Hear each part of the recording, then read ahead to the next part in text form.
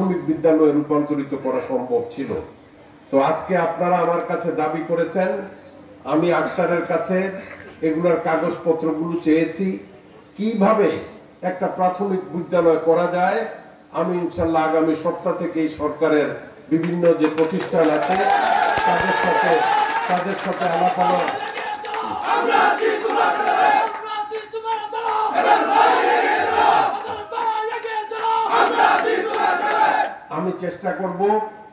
আমি চেষ্টা করব যে কোনো ভাবে উদ্যোগ নিয়ে নীতি নিয়মগুলো অনুসরণ করে এখানে যাতে একটা প্রাথমিক বিদ্যালয় করা যায় সেই বিষয়ে আমি সর্বাত্মক চেষ্টা করব।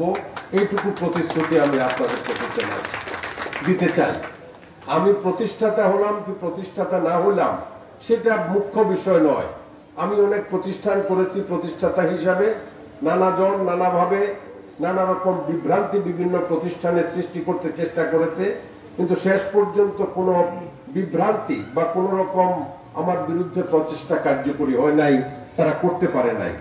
কারণ আমার উদ্দেশ্য মহৎ, আমার উদ্দেশ্য সৎ, আমার উদ্দেশ্য মানুষের উপকার করা, আমার উদ্দেশ্য শিক্ষার আলো ঘরে ঘরে জেলে দেওয়া। এবং এইখানে যদি আমি একটা প্রাথমিক বিদ্যালয় করতে পারি, অন্তত পক্ষে এই অঞ্চলের মানুষ শিশুরা উপকৃত হবে, লেখাপড়া শিখবে। এখন যতটুকু লেখাপড়া করে তার চেয়ে অন্তত 20 ভাগ শিশুরা স্কুলে যাওয়ার একটা সুযোগ পাবে ইনশাল্লাহ। সেই ব্যবস্থা আমি করার জন্য আপ্রাণ চেষ্টা করব। আমি রাজনীতি করি দীর্ঘদিন, 1969-এর গণ আন্দোলন থেকে শুরু করে এই পর্যন্ত আমি রাজনীতির সাথে জড়িত আছি।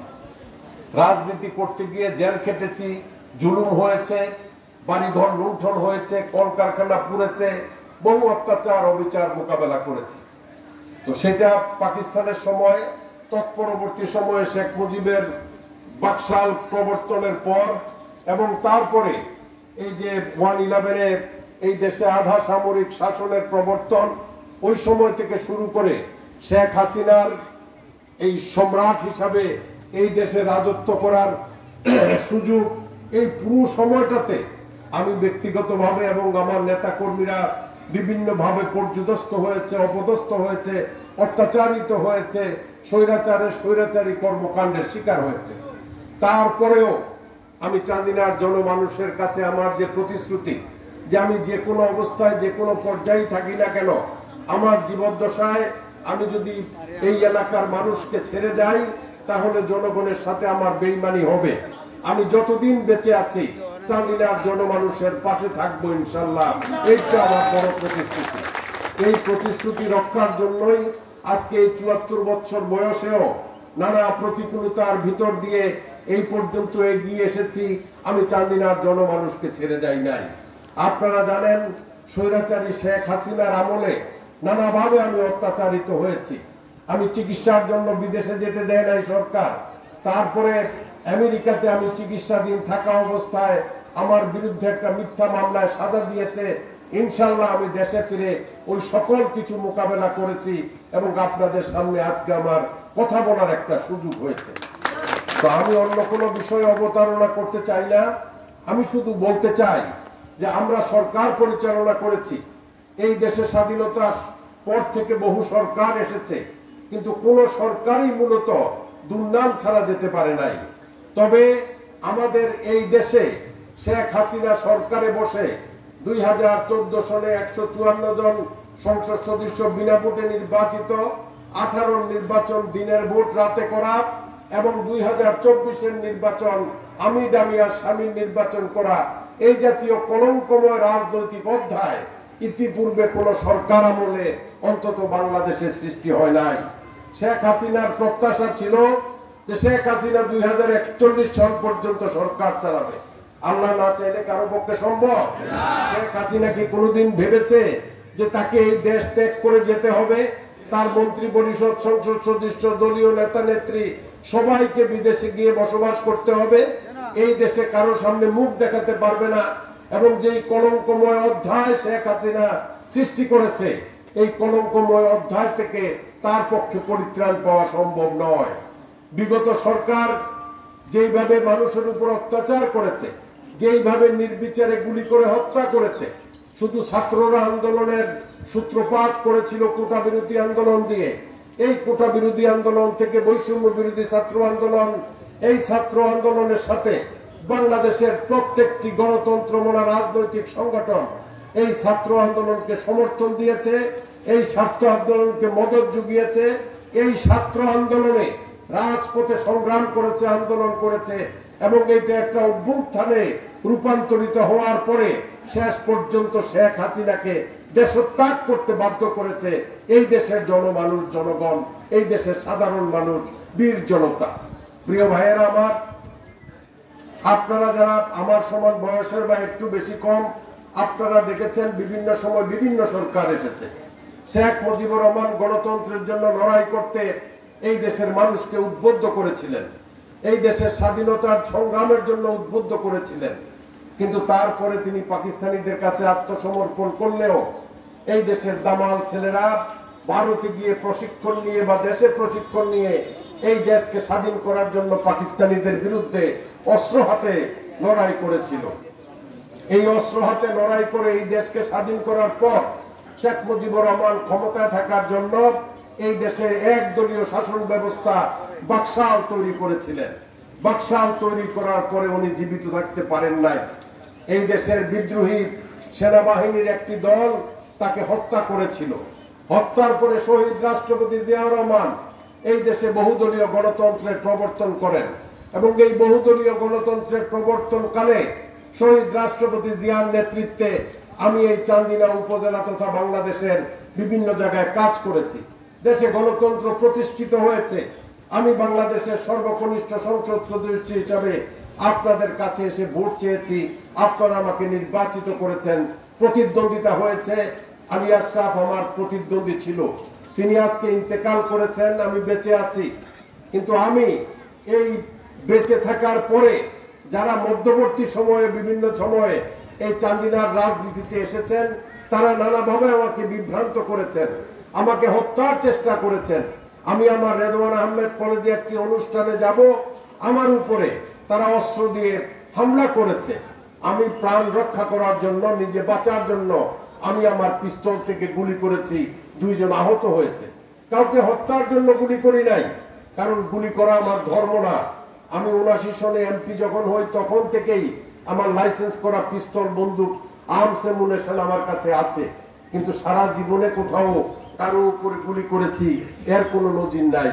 কিন্তু আমার শেষ সায়ন্নে এসে আমার প্রতিষ্ঠানে আমি অনুষ্ঠানে যাব, আমাকে প্রতিমধ্যে বাধার সৃষ্টি করে আমাকে সেই জায়গাতে যেতে দিবে না, আমার প্রাণ নাশের জন্য আমার উপর আক্রমণ করেছে। তো সরকার তো আমাকে পিস্তল দিয়েছে আমার আত্মরক্ষার জন্য ব্যবহার করতে, নাকি এটা চুমা খাওয়ার জন্য তো আর দেয় নাই।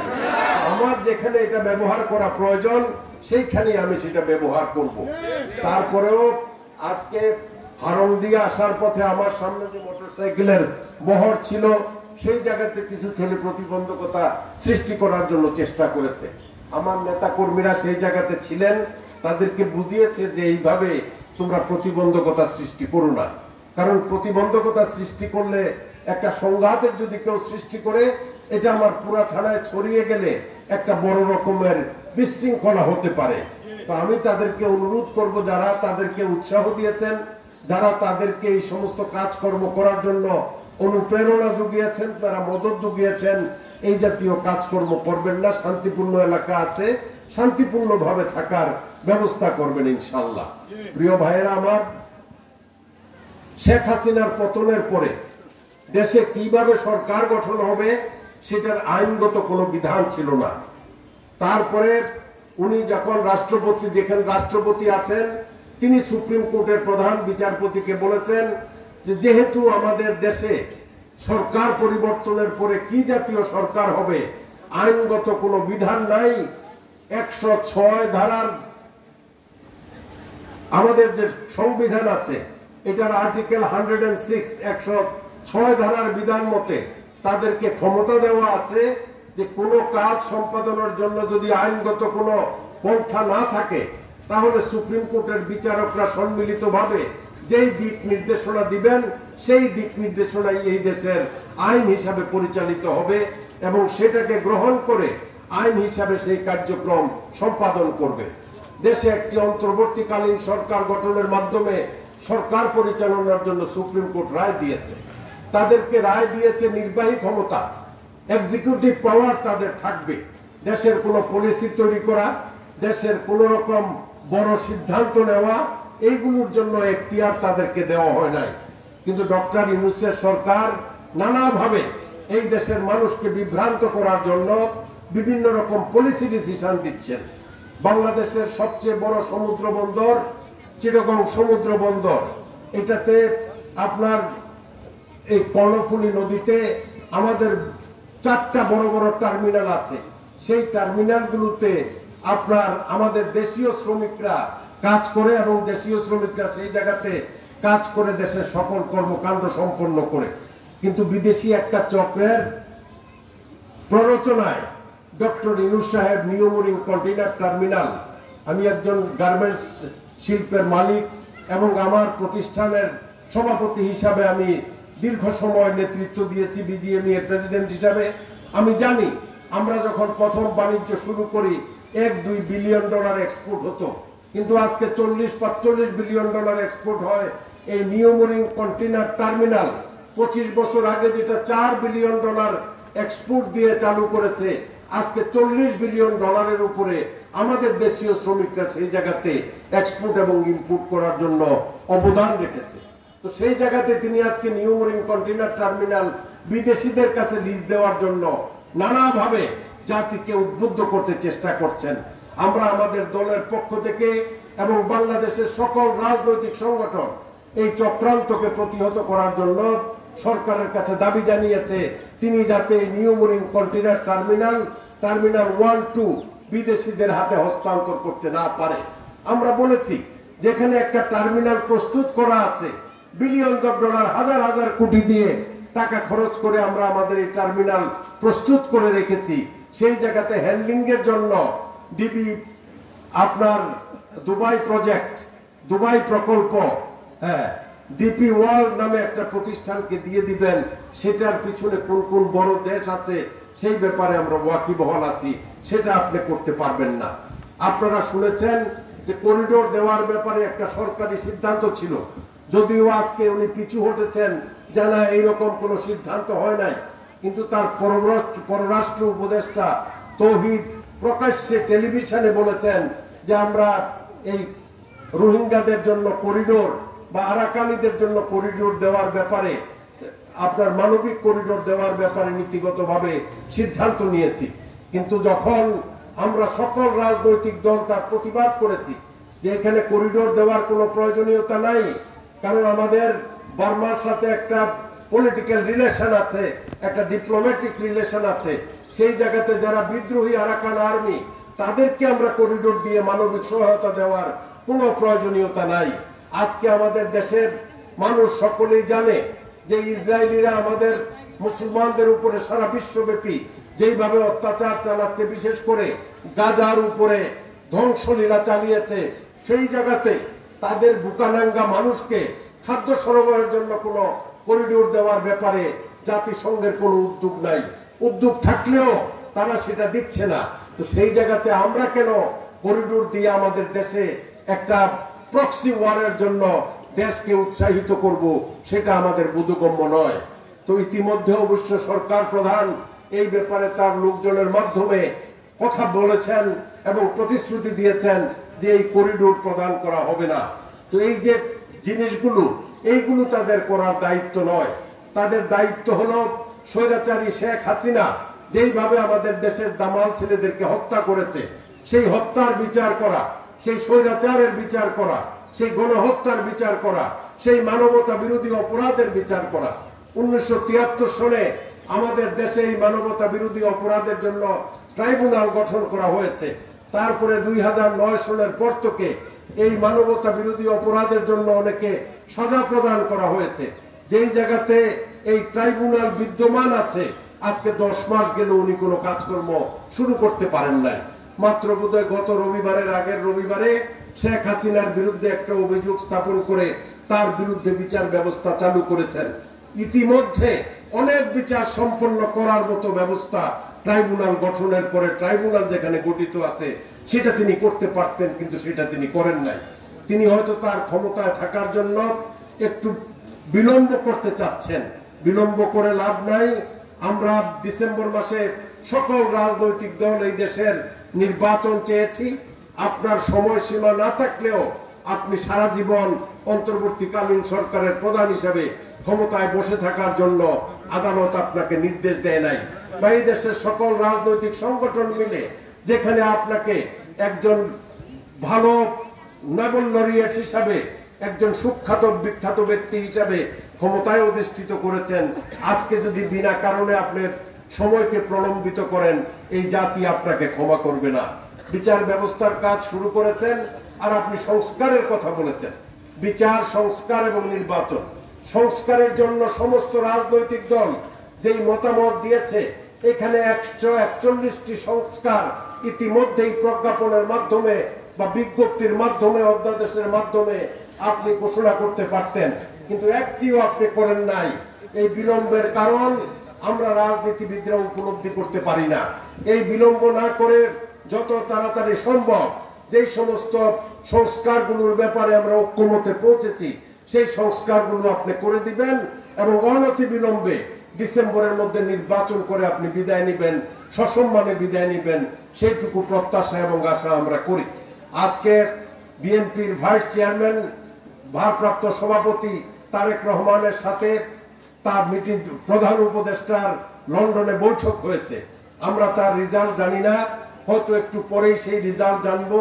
আমরা আশা করব যে এটা একটা সুন্দর সিদ্ধান্ত দুইজনের বৈঠকের মাধ্যমে হবে এবং জাতি একটা আশঙ্কা থেকে মুক্ত পাবে।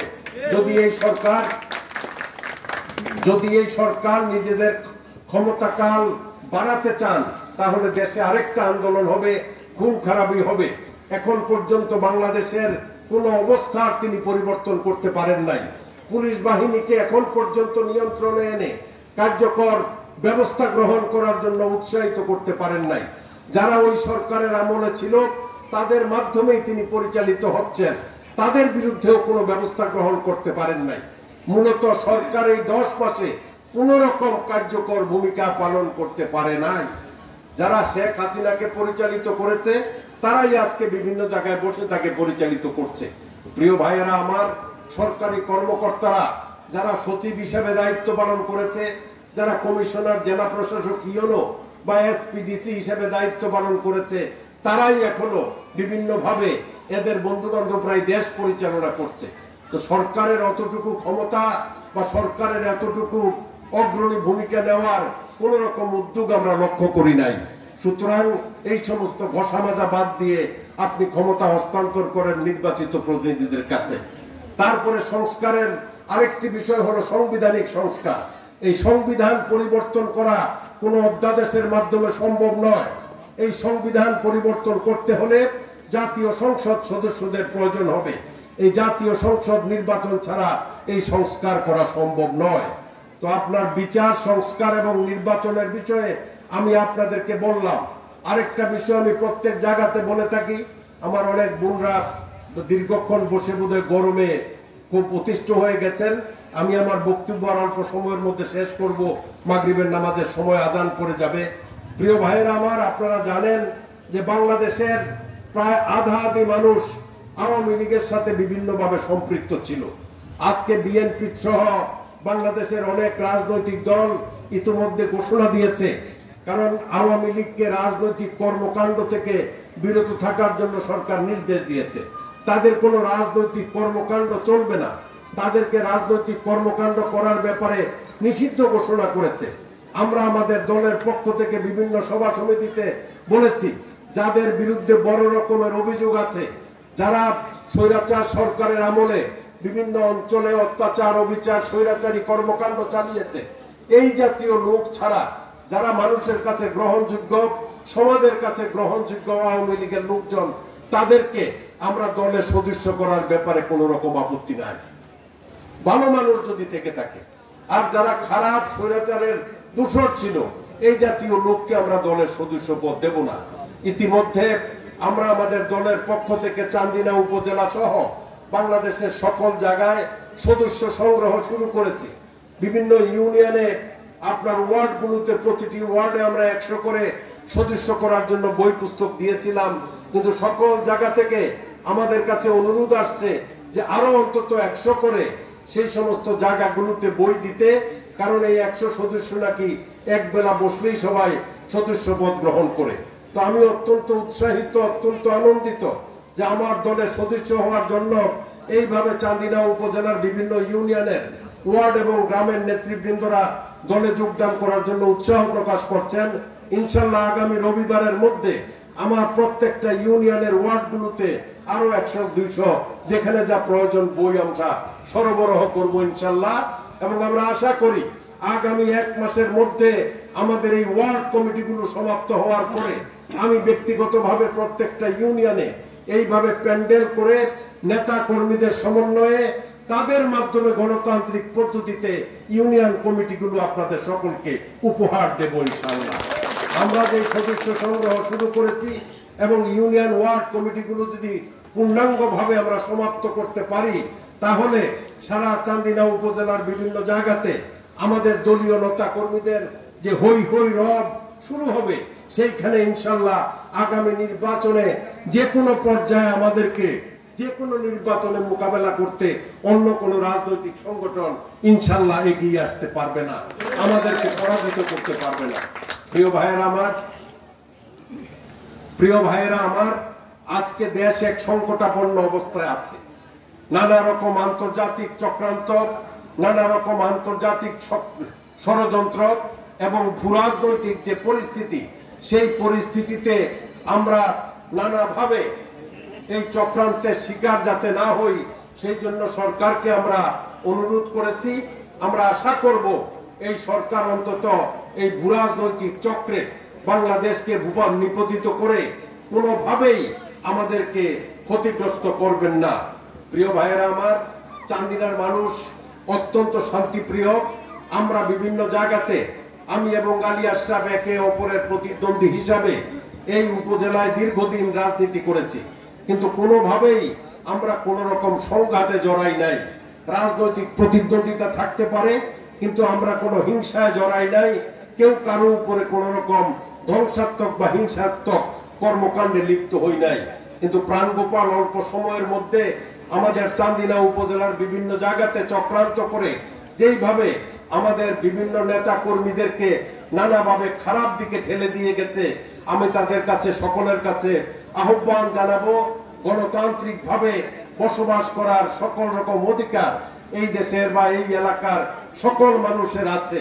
তোমরা ওই সমস্ত হিংসাত্মক কার্যক্রম ভুলে গিয়ে স্বাভাবিক সুন্দরভাবে রাজনৈতিক ভাবে আত্মনিয়োগ করো, তোমাদেরকে আমরা সাধুবাদ জানাবো। শেখ হাসিনা যেইভাবে এই দেশের সম্পদ লুণ্ঠন করে বিদেশে পাচার করেছে, তার বিচার কার্য শুরু হয়েছে। ইনশাল্লাহ সেই বিচার কার্য অনতিবিলম্বে সমাপ্ত হবে। আর আপনারা যারা এই জায়গাতে উপস্থিত হয়েছেন, আমার সেক্রেটারি চান্দিনা উপজেলার আবু তাহের বলেছেন এই রাস্তার ব্যাপারে, এই রাস্তা দিয়েও ইনশাল্লাহ ভবিষ্যতে আমরা গাড়ি যোগে আসতে পারবো, এই প্রত্যাশা স্কুলের ব্যাপারে যে দাবি দিয়েছেন, দাবি জানিয়েছেন, সেই ব্যাপারেও আমি আপনাদেরকে আশ্বস্ত করেছি। আপনারা দোয়া করবেন, যারা যারা উৎসাহী মানুষ আছেন সকলেই আমার দলের সদস্যপদ গ্রহণ করবেন। আপনাদের এই অঞ্চলের মাসুদ এবং আক্তার, তারা সর্বক্ষণিক সাইফুল সহ আমার দলীয় কার্যক্রম পরিচালনা করছে।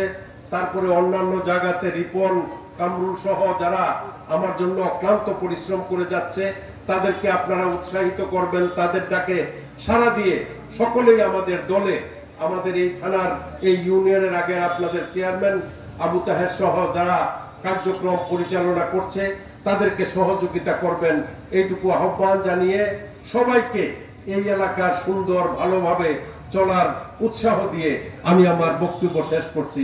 খুদা হাফেজ। বাংলাদেশ জিন্দাবাদ। লিবারেল ডেমোক্রেটিক পার্টি জিন্দাবাদ। দেশনেত্রী বেগম খালেদা জিয়া জিন্দাবাদ। আসসালামু আলাইকুম।